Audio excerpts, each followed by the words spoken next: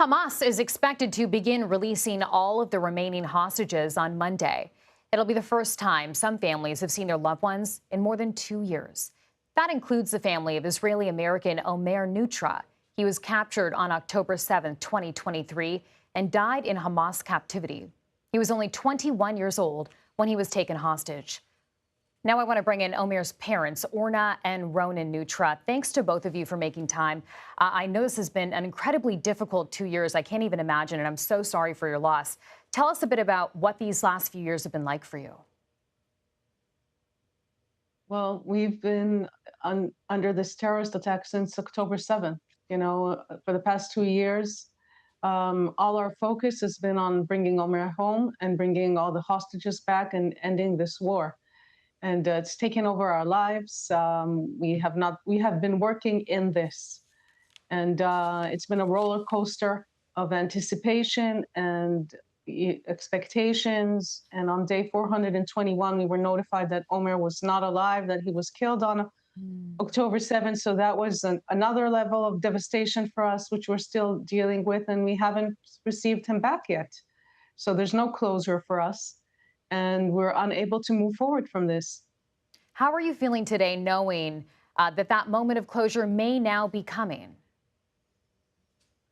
Well, to some degree, the unthinkable is happening as we speak. The deal that President Trump put out just a couple of days ago, and live hostages and deceased hostages are going to start coming out. The war has been put on hopefully hold and end to this terrible 2 years long war that so many people on both sides have lost their lives.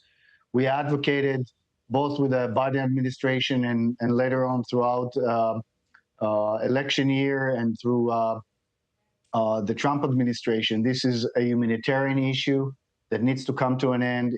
It's not political.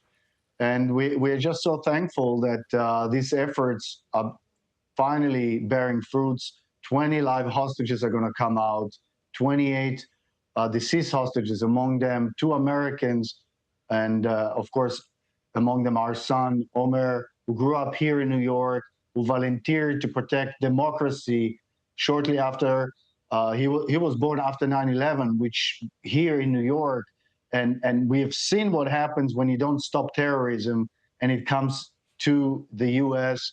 He understood the call, and unfortunately, he was on the border in Gaza and was taken hostage and probably died in captivity. We need our closure. We need our son back, and hopefully we're getting closer to this moment. Orna and Ronen, I see that poster behind you in this shot.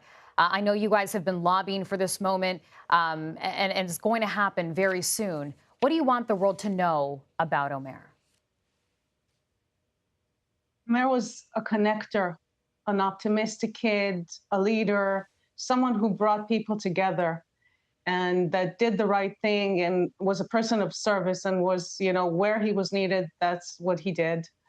And it's just heartbreaking for us that he was taken from us at such an early age. He's had so much more to give to the world.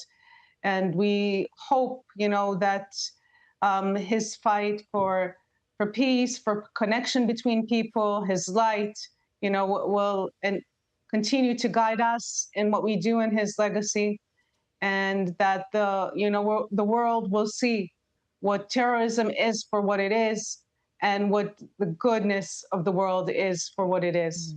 A really powerful message. Orna and Ronen Neutra, thank you so much for your time. I know you've been through an unimaginable amount of pain and loss in the last 2 years, and we so appreciate you coming on and sharing your story. Thank you. Thank you. Thank you.